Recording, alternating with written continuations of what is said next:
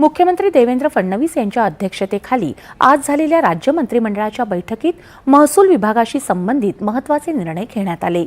एखाद्या प्रकल्पासाठी भूसंपादनाचा मोबदला अदा करण्यात विलंब झाला तर त्यावर दिल्या जाणाऱ्या व्याजदरात सुधारणा करण्याच्या प्रस्तावाला मंत्रिमंडळानं मंजुरी दिली।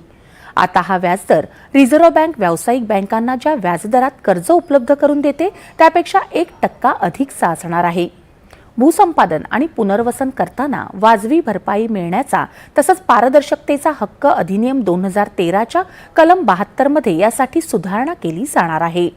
राज्यात अक्षय्य ऊर्जा प्रकल्पांसाठी स्थापन केल्या जाणाऱ्या कंपन्यांचा समूह किंवा स्पेशल पर्पज व्हेइकल कंपन्यांमधल्या अंतर्गत भू हस्तांतरणाच्या व्यवहारांमध्ये मुद्रांक शुल्क माफ करण्याचा निर्णयही मंत्रिमंडळानं घेतला आहे।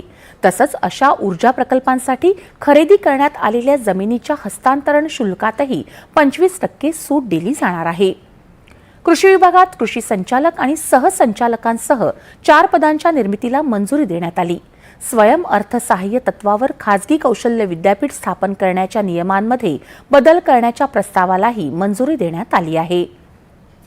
राज्यातल्या वरिष्ठ महाविद्यालयांमध्ये समाजकार्य अशी स्वतंत्र विद्याशाखा, त्यासाठीचा अभ्यासक्रम आणि नवी तुकडी सुरू करण्याच्या प्रस्तावालाही मंत्रिमंडळानं मंजुरी दिली।